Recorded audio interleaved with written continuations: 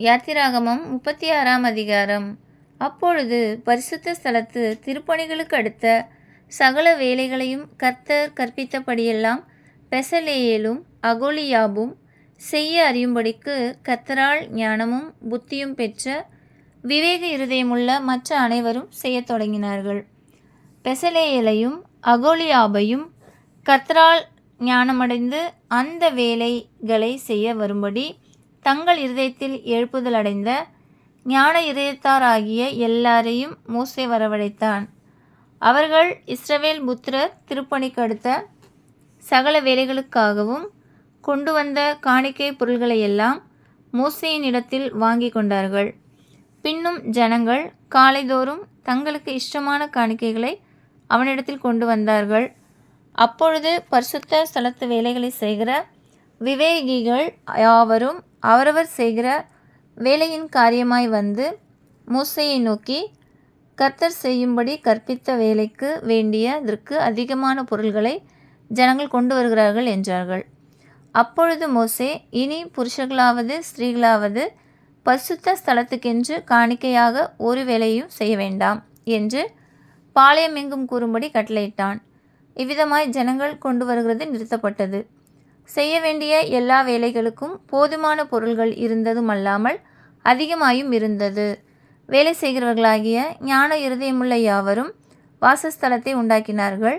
அதற்கு திரித்த மெல்லிய பஞ்சு நூலாலும் இளநீல நூலாலும் இரத்தாம்பர நூலாலும் சிவப்பு நூலாலும் வினோத நெசவு வேலையாகிய கேரிபீன்களுள்ள 10 மூடுதிரைகளை பண்ணினான். ஒவ்வொரு மூடுதிரை 28 முழ நீளமும் 4 முழ அகலமுமாயிருந்தது. மூடுதிரைகளெல்லாம் ஒரே அளவாயிருந்தது.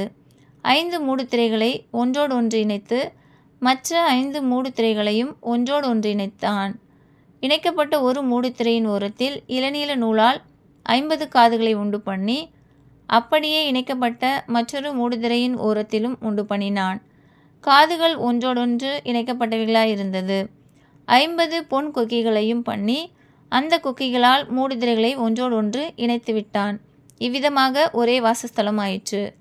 வாசஸ்தலத்தின் மேல் கூடாரமாக போடும்படி ஆட்டு மயிரினால் நெய்த 11 மூடுதிரைகளையும் பண்ணினான். ஒவ்வொரு மூடுதிரை 30 முழ நீளமும் 4 முழ அகலமுமாயிருந்தது. 11 மூடுதிரைகளும் ஒரே அளவாயிருந்தது.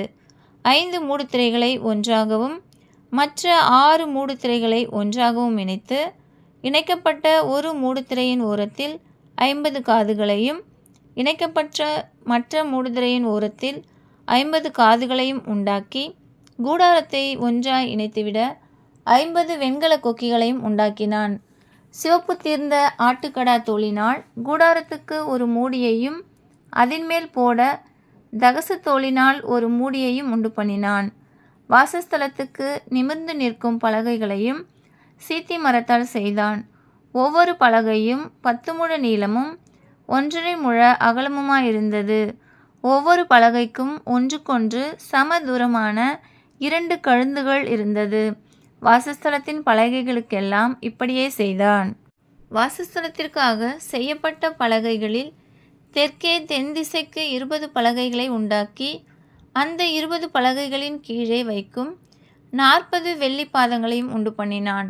ஒரு பலகையின் கீழ் அதன் 2 கழுந்துகளும் 2 பாதங்களையும் மற்ற பலகையின் கீழ் 2 கழுதுகளுக்கும் 2 பாதங்களையும் பண்ணி வைத்து, வாசஸ்தலத்தின் மறுபக்கமாகிய வடபுறத்தில் 20 பலகைகளையும் அவைகளுக்கு 40 வெள்ளி பாதங்களையும் செய்தான். ஒரு பலகையின் கீழ் 2 பாதங்களும் மற்ற பலகையின் கீழ் 2 பாதங்களும் செய்தான். வாசஸ்தலத்தின் மேற்புறத்திற்கு 6 பலகைகளையும் வாசஸ்தலத்தின் இரு பக்கங்களிலும் உள்ள மூலைகளுக்கு 2 பலகைகளையும் செய்தான். அவைகள் கீழே இசைக்கப்பட்டிருந்ததும் மேலேயும் ஒரு வளையத்தினால் இசைக்கப்பட்டிருந்தது. 2 மூலைகளிலும் உள்ள அவ்விரண்டிற்கும் அப்படியே செய்தான். அப்படியே 8 பலகைகளும் அவைகளுடைய ஒவ்வொரு பலகையின் கீழ் 2 பாதங்களாக 16 வெள்ளி பாதங்களும் இருந்தது.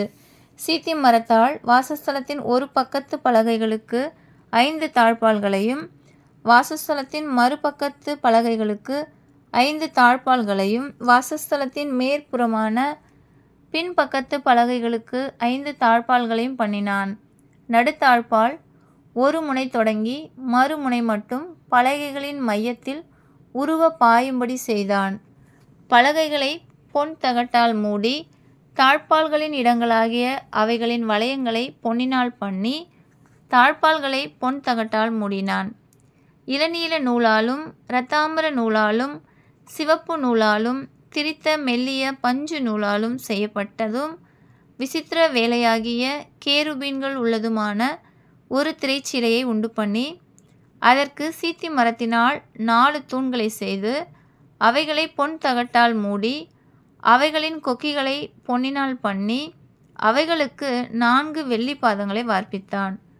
கூடார வாசலுக்கு இளநீல நூலாலும் இரத்தாம்பர நூலாலும் சிவப்பு நூலாலும் திரித்த மெல்லிய பஞ்சு நூலாலும் செய்த சித்திர தையல் வேலையான ஒரு தொங்குத்திரையையும் அதன் 5 தூண்களையும் அவைகளின் வளைவாணிகளையும் உண்டாக்கி அவைகளின் குமிழ்களையும் வளையங்களையும் பொன் தகட்டால் மூடினான்.